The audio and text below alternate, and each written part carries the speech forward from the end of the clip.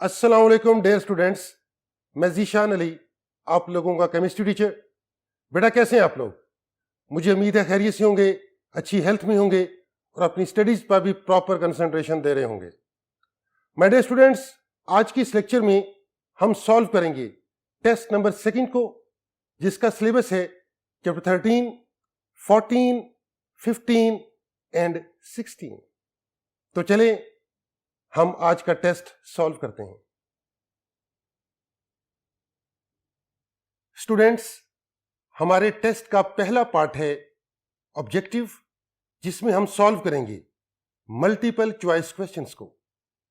हमारे पास available time है 15 minutes, जिसमें हमने 12 एमसीक्यूज को सॉल्व करना है। हमारा first MCQ, which of the following is a disaccharide? हमारे options A glucose, B fructose, C sucrose और D starch. My dear students, glucose और फ्रक्टोज मोनोसैकेराइड्स हैं, सुक्रोज डाइसैकेराइड है, जबकि स्टार्च पॉलीसैकेराइड है। तो डेफिनेटली हमारा राइट चॉइस होगा C sucrose for the MCQ number 1।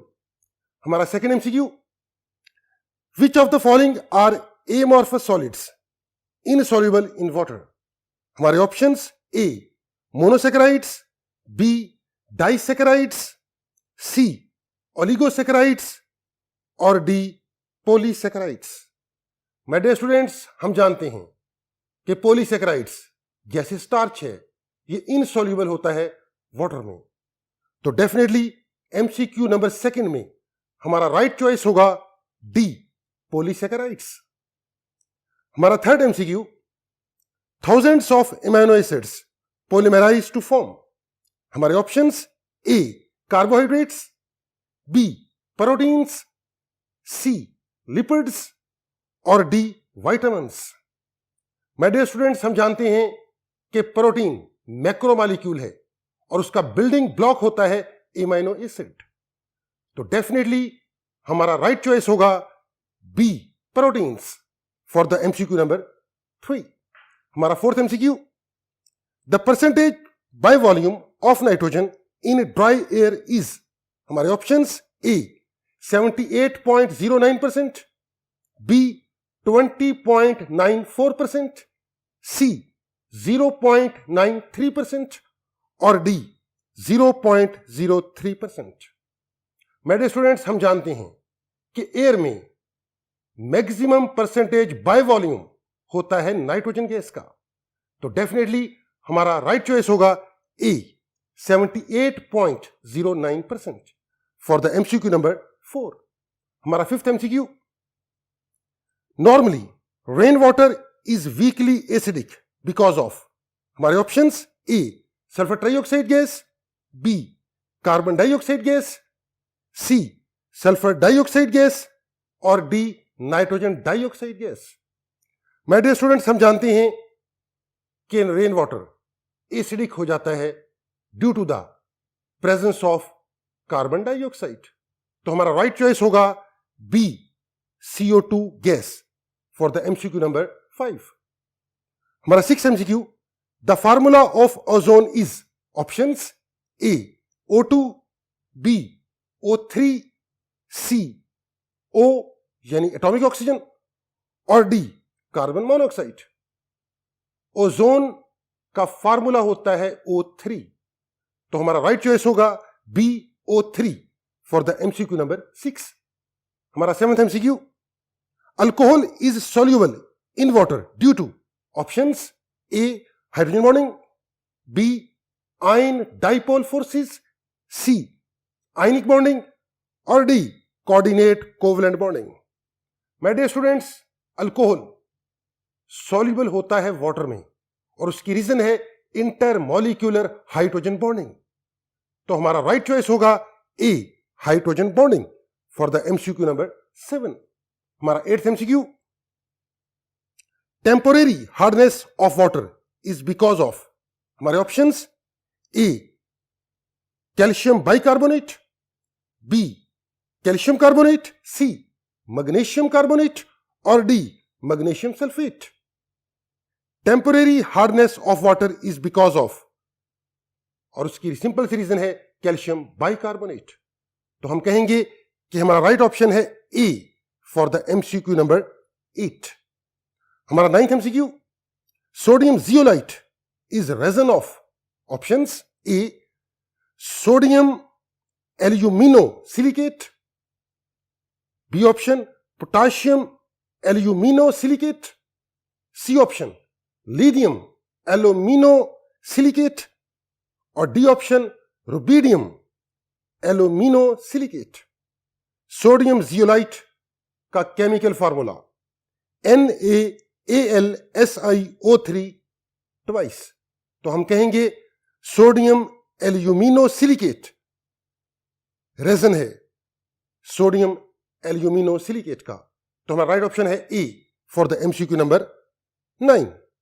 हमारा 10th MCQ, matte is a mixture of options ए FeS and CuS, B Cu2O and FeO, C option Cu2S and FeS और D option CuS and FeO। Matte mixture होता है cuprous sulphide का और ferrous sulphide का। तो हमारा right option होगा C for the MCQ number 10।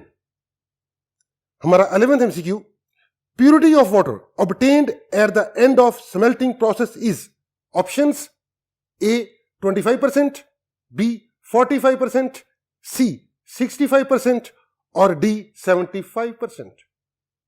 45% copper हमें प्योर फॉर्म में ऑब्टेन होता है आफ्टर स्मेल्टिंग प्रोसेस। तो हमारा राइट ऑप्शन होगा B 45% for the MCQ number 11। हमारा 12th MCQ, sodium carbonate is manufactured by options A Haber's process, B Ostwald's process, C Solvay's process और D none of the above। तो हमारा right option है C Solvay's process for the MCQ number 12। हम sodium carbonate को commercial scale पर हासिल करते हैं थ्रू द सॉल्वेज प्रोसेस। तो अब हम सॉल्व करेंगे सब्जेक्टिव पोर्शन टेस्ट नंबर 2 का।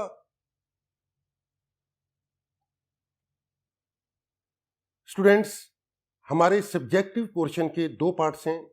पहले हम सॉल्व करेंगे शॉर्ट क्वेश्चंस को और उसके बाद सॉल्व करेंगे लॉन्ग क्वेश्चंस को। और हमारे पास अलाउड टाइम है 1 hour and 45 minutes। हमारा question number 2, attempt any 5 parts from the following questions. और हमारा पहला शॉर्ट क्वेश्चन है, how plants synthesize carbohydrates. Carbohydrates are synthesized by plants through photosynthesis process from carbon dioxide and water in the presence of sunlight and green pigment chlorophyll। My dear students, plants carbohydrates को prepare करते हैं जब carbon dioxide और water combine होते हैं in the presence of sunlight and chlorophyll, तो बनता है ग्लूकोज एंड ऑक्सीजन। हमारा second short question, what is the difference between glucose and fructose? Glucose is a pentahydroxyaldehyde while fructose is a pentahydroxyketone। My dear students, glucose aldehyde है जबकि fructose ketone है। और यहां आप फार्मूलाज में देख भी सकते हो कि एल्डिहाइड में कार्बोनाइल ग्रुप कि एक साइड पर होता है हाइड्रोजन एटम, जबकि कीटोन में कार्बोनाइल ग्रुप की बोथ साइड्स पर प्रेजेंट होते हैं कार्बन एटम्स। हमारा थर्ड शॉर्ट क्वेश्चन है, what are polysaccharides, give an example. Polysaccharides are macromolecular carbohydrates consisting of hundreds to thousands of monosaccharides। और इसकी टिपिकल एग्जांपल है स्टार्च एंड सेलुलोज। हमारा fourth short question, how are proteins formed. 2 amino acid link through peptide linkage। Peptide linkage is formed by the elimination of water molecule between the amino group of one amino acid and carboxyl acid group of another.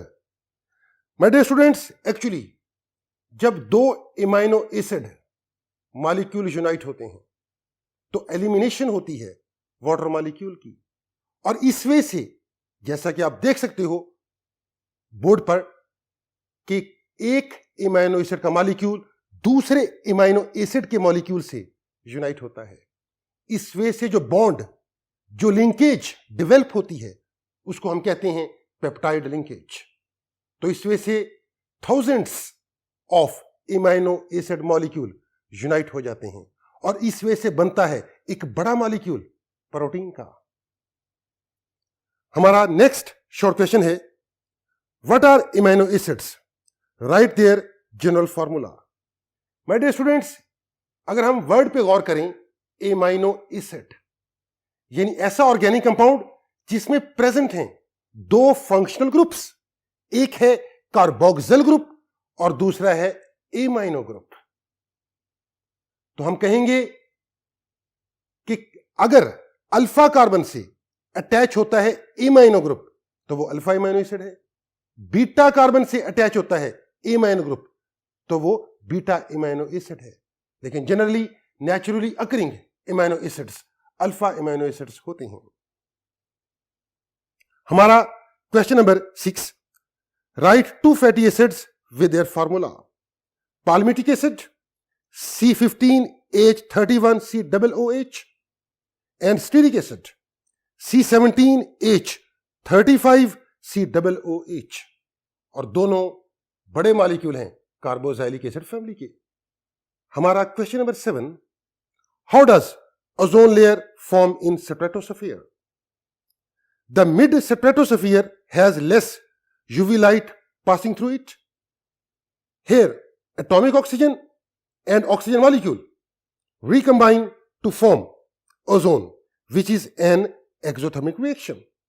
Ozone formation in this region results in the formation of ozone layer. Thus, ozone layer exists in mid-stratosphere. हमारा question number 8.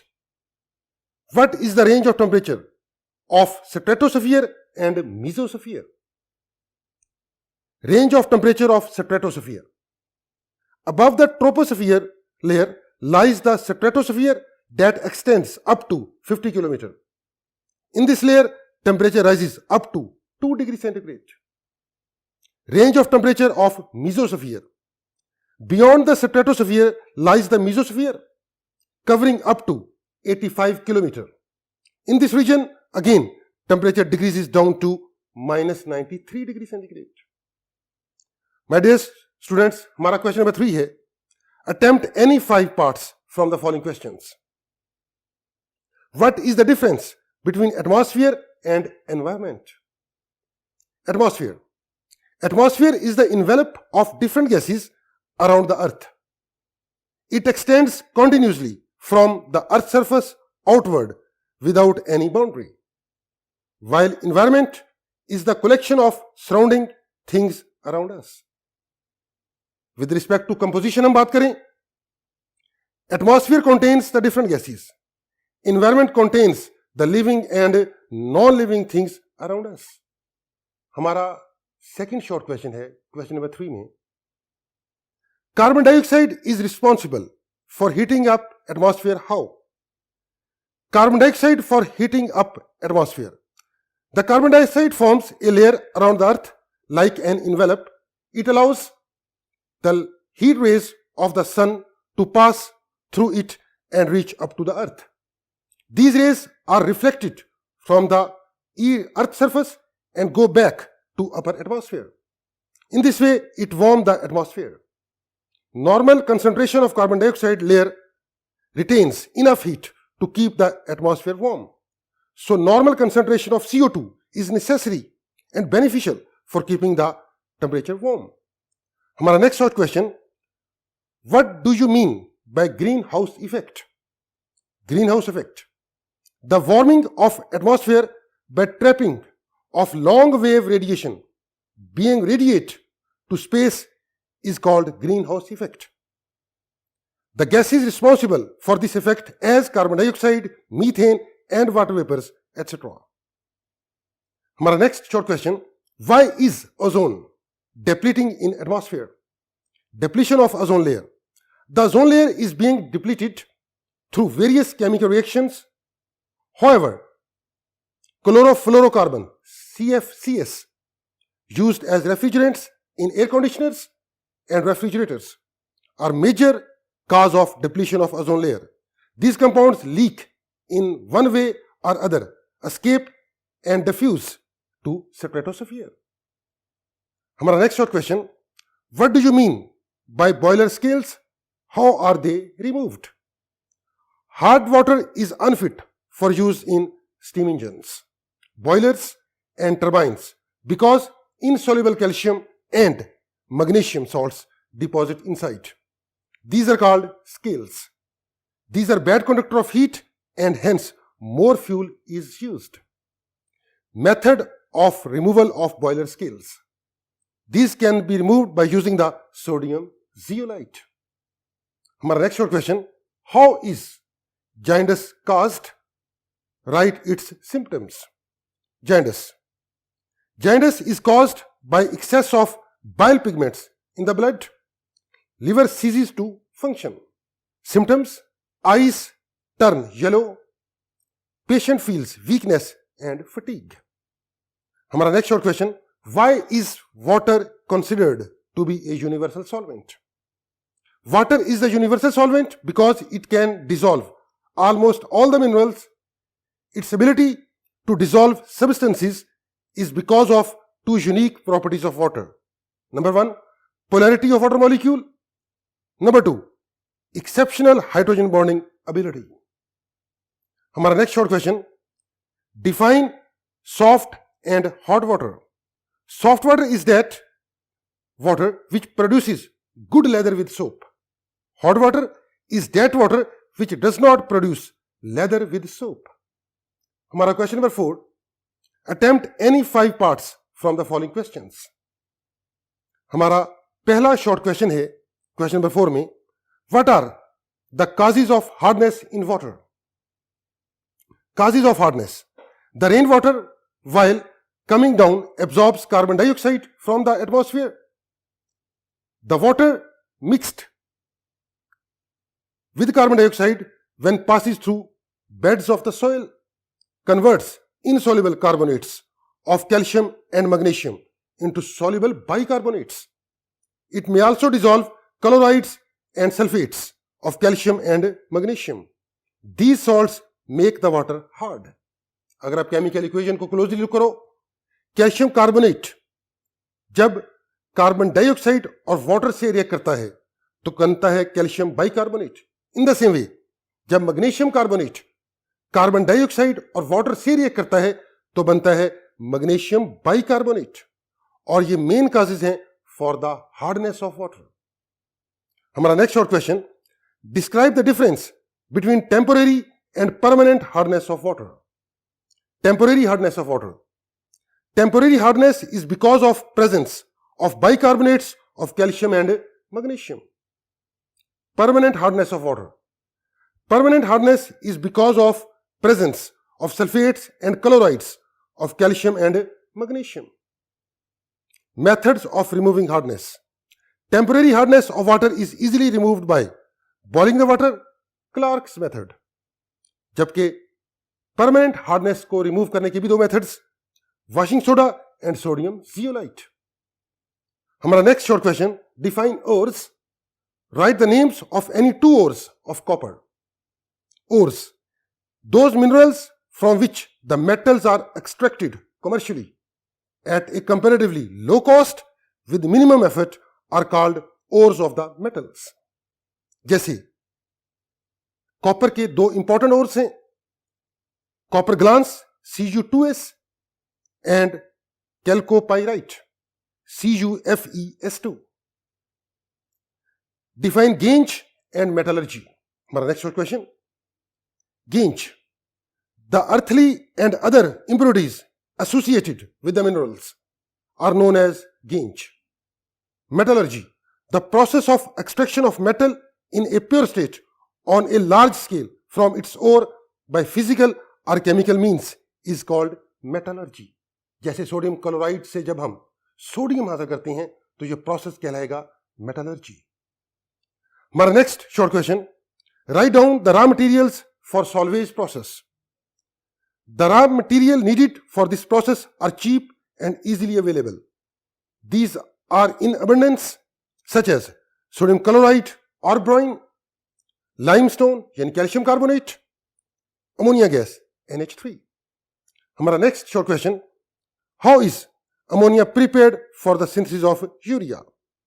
My dear students, जब हम nitrogen और hydrogen को 1:3 volume की ratio से mix करते हैं in the presence of 450 degree centigrade temperature and 200 atmospheric pressure, तो 2 वॉल्यूम प्रोड्यूस होते हैं अमोनिया गैस के. हमारा नेक्स्ट और question, name the various metallurgical operations. Metallurgical operations, the processes involved in metallurgy for extraction of a metal in the pure state from its ore are: number 1, concentration of the ore; number 2, extraction of metal; number 3, refining of metal. ये 3 steps हैं metal को extract करने के उसके ओर से. हमारा next short question, what is the principle of salvage process. Principle of salvage process lies in the low solubility of sodium bicarbonate at low temperature, that is at 15 degrees centigrade. When carbon dioxide is passed through an ammoniacal solution of NaCl called ammoniacal brine, only sodium bicarbonate precipitates. और sodium bicarbonate electrolyte है, ionize हो जाएगा solution में as sodium ion and bicarbonate ion. My dear students, हमारा part second, जिसमें हमें 3 long questions given हैं और उनमें से हमने 2 लॉन्ग क्वेश्चंस को अटेम्प्ट करना है. हमारा पहला लॉन्ग क्वेश्चन, क्वेश्चन नंबर 5, उसका ए पार्ट है, explain the methods of removing permanent hardness. Permanent hardness can only be removed by using chemicals. Calcium ion, calcium +2, and magnesium ion, magnesium +2, are removed as insoluble salts by adding washing soda, sodium carbonate, or sodium zeolite. A, by using washing soda. ये पहला method. The addition of washing soda removes the calcium and magnesium ions as the insoluble calcium and magnesium carbonates respectively. अगर आप chemical equation को देखें closely, sodium carbonate को जब calcium sulphate के साथ ट्रीट किया जाता है तो प्रोड्यूस होता है calcium carbonate and sodium sulphate. In the same way, जब सोडियम कार्बोनेट को ट्रीट किया जाता है मैग्नीशियम सल्फेट के साथ तो प्रोड्यूस होता है magnesium carbonate and sodium sulphate. Second method, by using sodium zeolite, an ion exchanger. Sodium zeolite is a naturally occurring resin of sodium aluminium silicate, NaAlSiO3 twice, which can also be prepared artificially. It is used for softening of water at domestic as well as on industrial scale. अगर आप chemical equation को देखें, sodium zeolite को जब treat किया जाता है calcium sulphate के साथ तो प्रोड्यूस होता है calcium zeolite and sodium sulphate. Procedure. When water is passed through resin, sodium ions of the resin are exchanged with the unwanted calcium and magnesium ions of the hard water. Regeneration of sodium zeolite. When resin is fully used up, it can be regenerated by flushing it with concentrated solution of NaCl. The reverse process takes place because of high concentration of sodium ions. और आप chemical equation में भी देख सकते हैं, जब हम calcium zeolite को ट्रीट करते हैं NaCl से तो प्रोड्यूस होता है sodium zeolite and calcium chloride salt.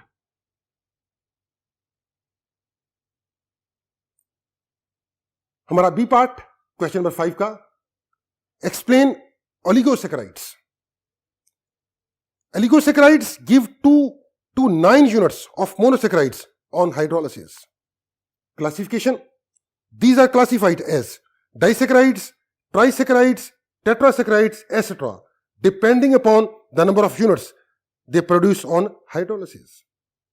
My dear students, जब 2 से लेकर 9 तक मोनोसैकेराइड यूनिट्स कंबाइन होते हैं तो बनते हैं ओलिगोसैकेराइड्स, और जितने मोनोसैकेराइड यूनिट्स कंबाइन होते हैं फॉर मेकिंग द ओलिगोसैकेराइड्स, उन्हीं की बेस पे हम ओलिगोसैकेराइड्स की नेमिंग करते हैं. यानी डाइसैकेराइड्स जिसमें 2 मोनोसैकेराइड यूनिट हैं, ट्राइसैकेराइड जिसमें 3 मोनोसैकेराइड्स यूनाइट हुए हैं. सुक्रोज की जब हम हाइड्रोलिसिस करते हैं in the presence of dilute HCl and heat, तो प्रोड्यूस होता है ग्लूकोज एंड फ्रक्टोज. तो हम कह सकते हैं ग्लूकोज और फ्रक्टोज ये 2 मोनोसैकेराइड्स हैं जिनके मिलने से बना है सुक्रोज, जो कि एक ओलिगोसैकेराइड है, यानी डाइसैकेराइड है.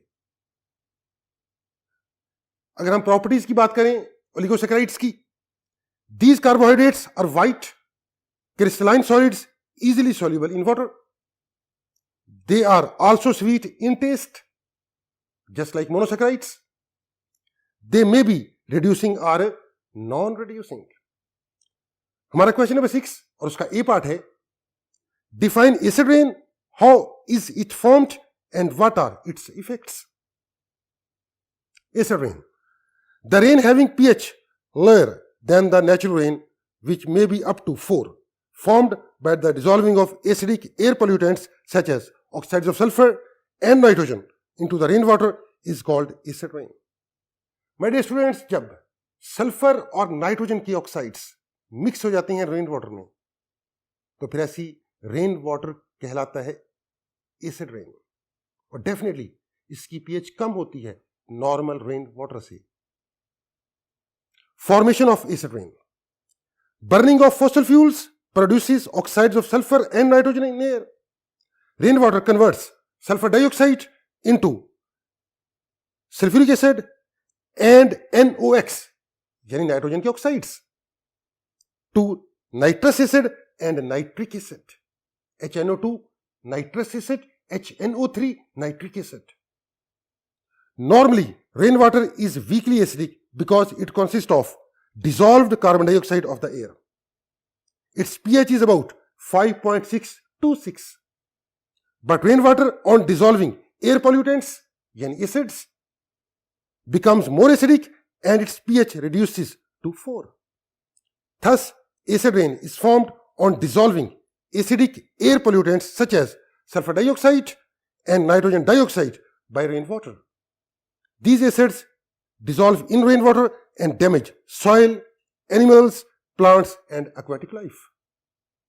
Effects of acid rain: number 1, accumulation of metals in human body. Acid rain on soil and rocks leaches heavy metal like aluminium, mercury, lead, chromium, etc. with it and discharges these metals into rivers and lakes. This water is used by human beings for drinking purpose. These metals accumulate in human body to a toxic level. Second, suffocation of aquatic life. The aquatic life present in lakes also suffers because of high concentration of these metals, especially high concentration of aluminium. Ions clogs the fish gills. It causes suffocation and ultimately death of fish.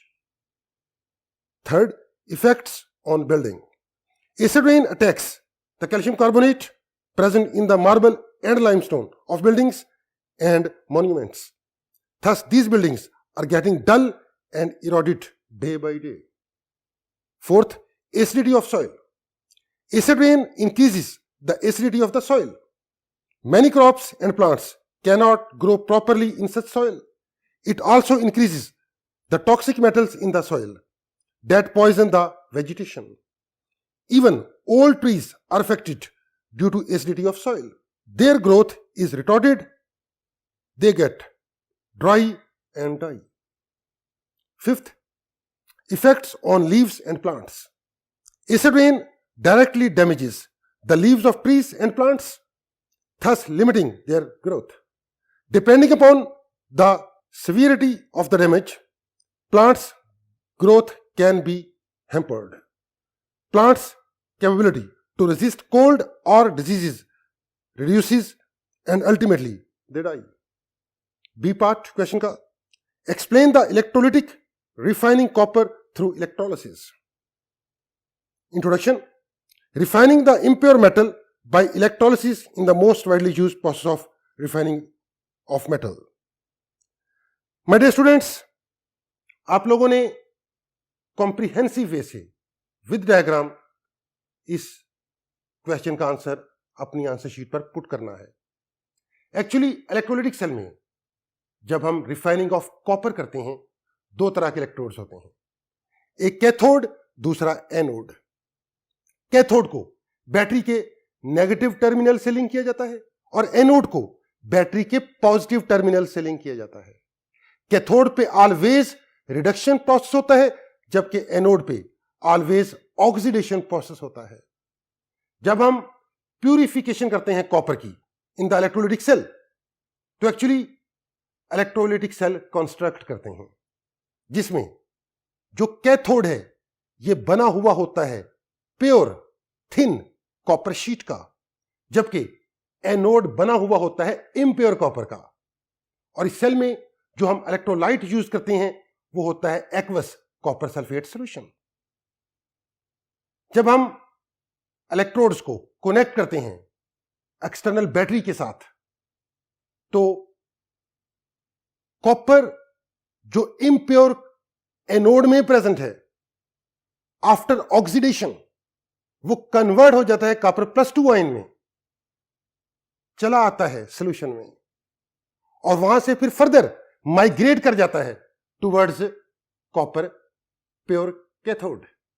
इस वजह से सारे का सारा copper जो present था impure copper anode के अंदर, वो पहले आ गया कॉपर सल्फेट के एक्वस सॉल्यूशन में आफ्टर ऑक्सीडेशन, और फिर वहां से ट्रांसफर हो गया to the pure copper sheet that is working as a cathode.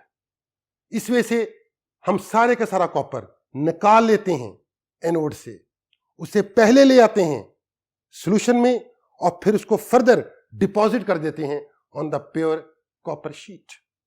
इस वजह से जो पीछे इंप्योरिटीज रह जाएंगी उनको हम मड कहेंगे, और जब सारे का सारा कॉपर डिपॉजिट हो जाएगा on the pure cathode copper sheet, तो वो थिन से थिक हो जाएगा.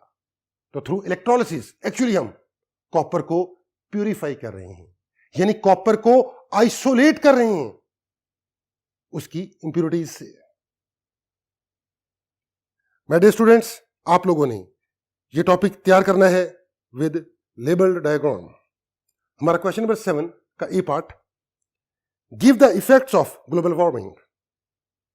Effects of global warming, rising of temperature. Accumulation of carbon dioxide in air is resulting in increasing atmospheric temperature about 0.05 degrees centigrade every year. Changes in weather patterns. It is causing major changes in weather patterns. Extreme weather events are occurring more commonly and intensely than previously. Risk of flood and tropical cyclones. It melts glaciers and snow caps that are increasing flood risks and intense tropical cyclones. Rising of sea level. Sea level is rising due to which low-lying areas are liable to be submerged, turning previously populated areas no longer habitable. B part, give the advantages of solvage process. पहला advantage, cheap process. It is a cheap process as raw materials are available at very low prices. Recycling of carbon dioxide and ammonia. Carbon dioxide and ammonia are recovered and reused. Pollution-free process. Process is pollution-free because the only waste is calcium chloride solution. Purity of sodium carbonate. Sodium carbonate of very high purity is obtained. Less consumption of fuel. Consumption of fuel is very less since no solution is to be evaporated. My dear students, आज हम लोगों ने test number 2 को solve किया है. मैं आप लोगों से उम्मीद करता हूं एज ए टीचर कि आप लोग अगेन इस टेस्ट को सॉल्व करोगे सेपरेट पेपर पे, ताकि आपकी एक अच्छी और बेहतर प्रैक्टिस हो जाए for the coming board exam. तो इंशाल्लाह नेक्स्ट टेस्ट में आप लोगों से दोबारा मुलाकात होगी. अपना बहुत ज़्यादा ख्याल रखिएगा. अल्लाह हाफिज़.